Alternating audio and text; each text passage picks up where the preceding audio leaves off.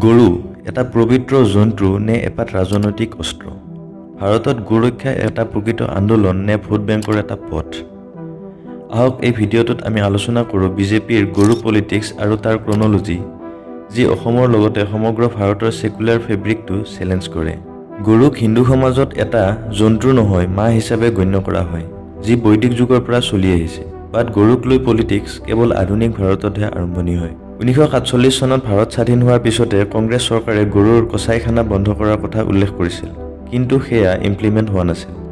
BJP আৰু RSSে স্বাধীনতাৰ পিছৰে পৰাই গৰুৰ প্ৰটেকশ্যনৰ বাবে সময়ে সময়ে প্ৰটেষ্ট কৰি আহিছিল।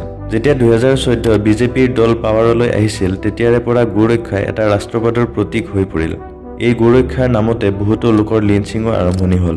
2015 চনত দাদৰে লিঞ্চিং, য'ত মোহাম্মদ আখলাক নামৰ এজন ব্যক্তিৰ হত্যা কৰা হৈছিল, কাৰণ ওচৰৰ গাঁৱৰ মানুহে তেওঁ এটা গৰু হত্যা কৰা বুলি সন্দেহ কৰিছিল। ঠিক তেনেকুৱা চিমিলিয়াৰ কেছ আছিল 2017 চনৰ পেহলুখান লিঞ্চিং। ইয়াৰ উপৰিও গো মাংস মন্দিৰ বা ধাৰ্মিক স্থলত থৈ অহাক লৈও বহুবাৰ সমাজত উত্তেজনা বৃদ্ধি পায়। অসমতো এনেধৰণৰ ঘটনা বহুবাৰ হোৱা দেখা গৈছে। অৱশ্যে এইবোৰ ঘটনা সঁচাকৈয়ে গো মাংস নে অন্য কিবা বেলেগ মাংসহে, এইবোৰ ৰিপৰ্ট পোহৰলৈ নাহে। আচলতে বিজেপিৰ গৰুৰ প্ৰতি ভাল পোৱা প্ৰকৃত নে কেৱল ৰাজনৈতিক উদ্দেশ্য? আহক ৰিয়েল ছবিখন দেখুৱাও আপোনাক। ভাৰত বিফ এক্সপৰ্ট মানে গৰু মাংস এক্সপৰ্ট কৰাত পৃথিৱীৰ ভিতৰত দ্বিতীয় স্থানত আছে। এই কচাইখানাবোৰ যে আছে ভাৰতত, তাৰ টপ কেইখনমানৰ নাম হৈছে Al Kabir export private limited, Arabian export private limited, MKR Khan frozen food export private limited ইত্যাদি। এই নামবোৰ শুনিলে আপুনি হয়তো ভাবিছে ইয়াৰে মালিকবোৰ চাগে মুছলমান হ'ব, বাট এওঁলোকৰ নামবোৰ শুনক। আল কবিৰৰ মালিকৰ নাম হৈছে mister Satish and mister Atul Sabharwal. Arabian এক্সপৰ্টৰ মালিক মিষ্টাৰ সুনীল কাপুৰ। MKR খান ফ্ৰজেনৰ মালিক হৈছে মিষ্টাৰ মদন এবট। এতিয়া মই যি ক'বলৈ গৈ আছোঁ সেয়া শুনি হয়তো আপুনিও চক হৈ যাব। এই কচাইখানাবোৰৰ পৰা বিজেপিয়ে চান্দা লয়। হয়, আপুনি ঠিকেই শুনিছে।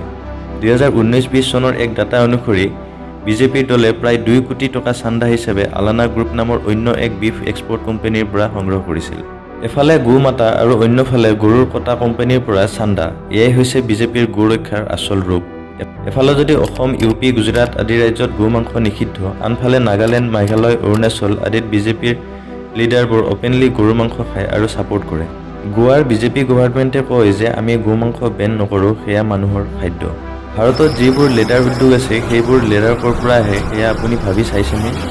যেতিয়া লেডাৰবোৰৰ জোতা বা চেণ্ডেল কিনে তেতিয়া মনত প্ৰশ্ন আহেনে সেই লেডাৰবোৰ ক'ৰ পৰা আহে? সেয়া হয়তো ভাবিবলৈ কাৰো সময় নাই। যেতিয়াই গৰুৰ নাম লৈ ভাইলেন্স হয় তেতিয়া ফাইদা কাৰ হয়? বিজেপিৰ ক'ৰ হিন্দুত্ববাদী ভোটবোৰ এফালে আৰু মুছলিম বা দলিত ভোটবোৰ আনফালে। ৰাইজৰ এটেনশ্যন ৰিয়েল ইছ্যু যেনে আনএমপ্লয়মেণ্ট, শিক্ষা, মূল্যবৃদ্ধি এইবোৰৰ পৰা ডাইভাৰ্ট হয়। আগতে অসমত এইবোৰৰ প্ৰভাৱ ইমান নাছিল যদিও হিমন্ত বিশ্ব শৰ্মা মুখ্যমন্ত্ৰী হোৱাৰ পিছত অসমতো গৰুৰ নামত ৰাজনীতি চলিবলৈ আৰম্ভ হ'ল। শেষত কি হ'ল? তেখেতৰ নিজৰ মন্ত্ৰীসভাতে গৰু চোৰ ওলাল। গৰু চোৰৰ কথা, গৰু চোৰ নামেৰে নামকৰণ পাইছো। গৰুৰ আদিম যুগৰে পৰাই এটা সুকীয়া স্থান আছে, কিন্তু যেতিয়া ভোট বেংকৰ বাবে মানুহৰ মাজত ঘৃণা বিয়পোৱা কাম কৰে পলিটিচিয়ানবোৰে, তেতিয়া ডেমক্ৰেচি শব্দটো হাস্যকৰ হৈ পৰে। এতিয়া কেৱল প্ৰশ্ন কৰাৰ সময়, ব্লাইণ্ডলি কেৱল কাৰোবাক ফ'ল' কৰাৰ সময় নহয়। নিজে ভাবি চাওক, এওঁলোকে নিজে গৰুৰ কচাইখানাবোৰ কোম্পানীৰ পৰা টকা ল'বলৈ নেৰে, আৰু আপোনাৰ মোৰ দৰে সৰ্বসাধাৰণ ৰাইজক কেৱল ধৰ্মৰ নামত গৰুৰ নামত ডিভাইড কৰে। যদি ভিডিঅ'টো ইনফৰ্মেটিভ লাগিছে, লাইক, কমেণ্ট আৰু শ্বেয়াৰ কৰিব। ধন্যবাদ।